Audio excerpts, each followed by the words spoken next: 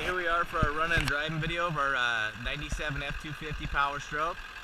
It's 4x4 with 162,000 original miles. You can see how nice and clean and clear all the lights are. Running really nice and smooth, just like it was when it was cold. Absolutely no blow by. I mean, it's just tight as can be. You see the AC's unit is working. It's got just killer AC in this thing.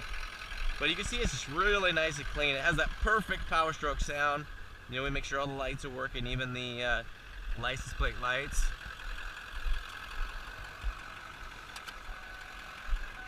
Up in here, I mean, the AC is just ice cold. You can see the temperatures coming up, and these things, the 7.3s, I mean, all the diesels, especially the old 12 valves and the 7.3, the early 7.3s, and then the Power Stroke 7.3s. I mean, they're just a different animal when they're cold. It's a lot of oil to move around and thin up and get warm. So when the temperature gets down, they just don't generally have as much power, which that's why most diesel guys like to let them warm up and just baby them anyway. I don't like to start pushing them hard until that happens. You can hear that, it's just nice, all the speeds, nice and quiet. Nice little Alpine with the XM radio, and then it's got the hookup for your iPod inside the glove box. Power windows. And of course it goes all the way down, nice and smooth, but I just don't want to bore you to death. Oh, both wing windows are really tight, so they'll stay in place. Tilt steering moves nice and smooth. It's just got 162, 897, so we'll probably get over. Probably be 162, 900 when we're done cruising. But you can see it's just going to be really nice. We're going to do some back roads, so I'm going to turn the overdrive off. You can see the light works, the overdrive off works properly. It's all preference. You can just get in and go with this thing and never even worry about that.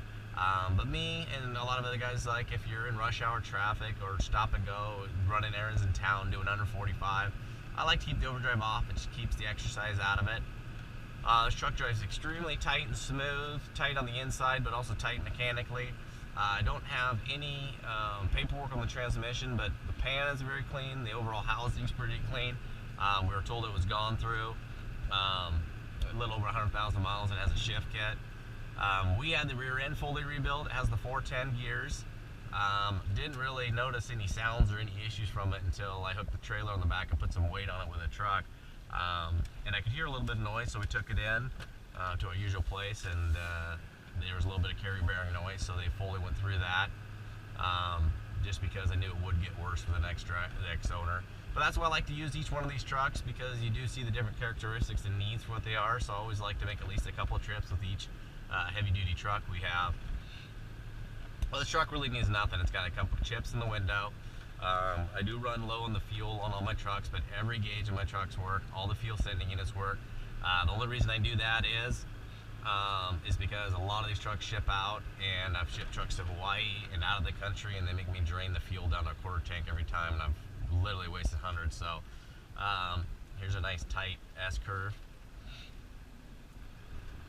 You can see there's no ball joint noise, no tie rod issues. You can see the steering is really nice and tight. The steering box gives you the nice pressure it would want to, and then it wants to automatically bounce back when you let go. But the brakes are, nice and smooth. It's a heavy duty with the dual piston calibers. There's no pulling or noises, and this truck just really needs nothing. Just jump in and start using this thing. It's due for an oil change at 166,383. But every oil change place does stuff differently on there. I do my oil changes at 5,500. My Cummins says 8,500. So it's just all preference. But it also depends on how I use it. Here's another tight corner.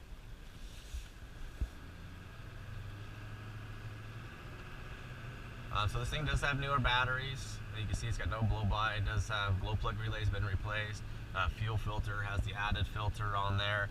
I put diesel clean in each one. There also was an additive behind the seat here that the previous owner was putting stuff in there. So it's good to see that type of maintenance. It keeps them going good. So this truck is all stock, no intake, no injectors, no exhaust, chip, anything. Which is killer to see. And these things, if you do want to do mods to them, are monsters. I mean, there's some guys running around wash in here. They got some, you know, beast 7.3s. But on mine, I just did a nice tasteful exhaust, an S&B intake, just to kind of open it up, and it kind of lets the 7.3 be what it naturally wants to be. But it's all preference, you know. Some people like the bone stock, but when you go to buy one, it is nice to see one that's just completely untouched.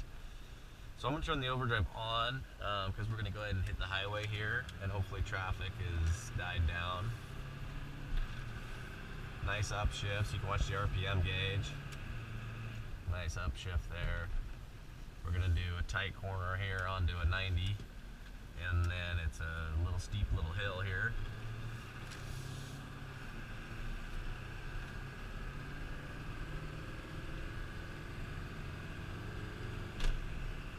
Nice little upshift. Looks like traffic's going to be a little thick. But you can see how it operates on the highway.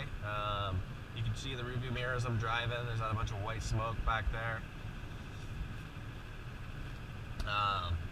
But you got beautiful paint looking back at you. This thing just drives arrow straight. I mean, it's just killer. Really tight. Cruise control is working. That's always nice in those long trips. So I'm going to go ahead and turn it off. And then I'll turn the overdrive off so you can see how that works. It'll downshift. You can see the RPMs come up. But unfortunately, I'm not going to be able to get her up past, looks like 60 miles an hour. I got the whole world behind me, it looks like, in my rearview mirror. So I can't die down too much, but I'll let her climb up a little bit.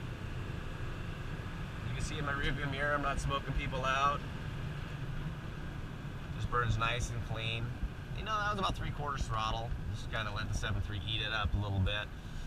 But this truck's going to no reserve, and being an all original paint power stroke with 162,000 original miles, they're just being extremely hard to find, especially in the last 5 years. I mean, they just have thinned out big time.